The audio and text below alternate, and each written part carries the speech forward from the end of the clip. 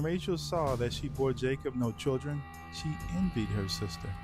She said to Jacob, "Give me children, or I shall die." Jacob's anger was kindled against Rachel, and he said, "Am I in the place of God, who has withheld you from the fruit of the womb?" Then she said, "Here is my servant Bilhah. Go into her, so that she may give birth on my behalf, that even I may have children through her." So she gave him her servant Bilhah as a wife, and Jacob went into her, and Bilhah conceived and bore Jacob a son.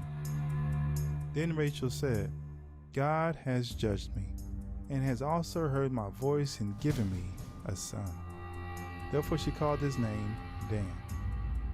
Rachel's servant Bilhah conceived again and bore Jacob a second son. Then Rachel said, "With mighty wrestlings I have wrestled with my sister and have prevailed." So she called his name Naphtali. When Leah saw that she had ceased bearing children, she took her servant Zilpah and gave her to Jacob as a wife. Then Leah's servant Zilpah bore Jacob a son. And Leah said, "Good fortune has come." So she called his name Gad. Leah's servant Zilpah bore Jacob a second son. And Leah said, "Happy am I, for women have called me happy." So she called his name Asher. In the days of wheat harvest, Reuben went and found mandrakes in the field and brought them to his mother Leah. Then Rachel said to Leah, "Please give me some of your son's mandrakes." But she said to her, "Is it a small matter that you have taken away my husband? Would you take away my son's mandrakes also?" Rachel said, "Then he may lie with you tonight in exchange for your son's mandrakes." When Jacob came from the field in the evening, Leah went out to meet him and said, "You must come in to me, for I have hired you with my son's mandrakes." So he lay with her that night. And God listened to Leah, and she conceived and bore Jacob a fifth son. Leah said, "God has given me my wages because I gave my servant to my husband." So she called his name Issachar. And Leah conceived again, and she bore Jacob a sixth son. Then Leah said, "God has endowed me with a good endowment. Now my husband will honor me, because I have borne him 6 sons." So she called his name Zebulun. Afterward she bore a daughter and called her name Dinah. Then God remembered Rachel, and God listened to her and opened her womb. She conceived and bore a son and said, "God has taken away my reproach." Then she called his name Joseph, saying, "May Yahweh add to me another son."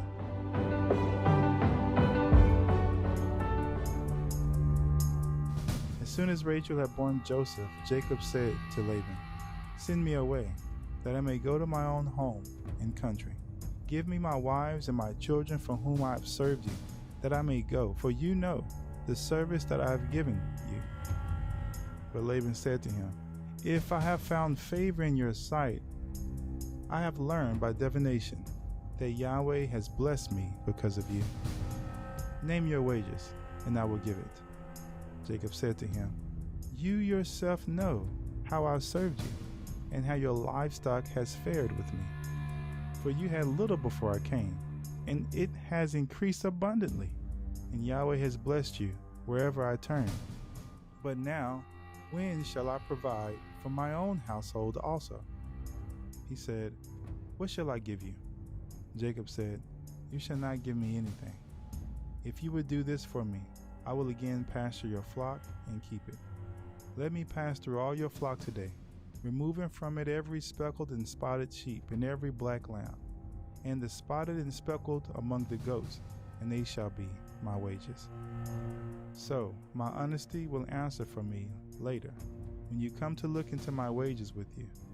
Everyone that is not speckled and spotted among the goats and black among the lambs, if found with me, shall be counted stolen." Laban said, "Good, let it be as you have said." But that day Laban removed the male goats that were striped and spotted, and all the female goats that were speckled and spotted, every one that had white on it, and every lamb that was black, and put them in charge of his sons. And he set a distance of 3 days' journey between himself and Jacob pastured the rest of Laban's flock. Then Jacob took fresh sticks of poplar and almond and plane trees, and peeled white streaks in them, exposing the white of the sticks. He set the sticks that he had peeled in front of the flocks in the troughs, that is, the watering places, where the flocks came to drink. And since they bred when they came to drink, the flocks bred in front of the sticks, and so the flocks brought forth striped, speckled, and spotted. And Jacob separated the lambs and set the faces of the flocks toward the stripe, and all the black in the flock of Laban. He put his own droves apart, and did not put them with Laban's flock. Whenever the stronger of the flock was breeding, Jacob would lay the sticks in the troughs before the eyes of the flock, that they may breed among the sticks. But for the feebler of the flocks, he would not lay them there. So the feebler would be Laban's, and the stronger Jacob's.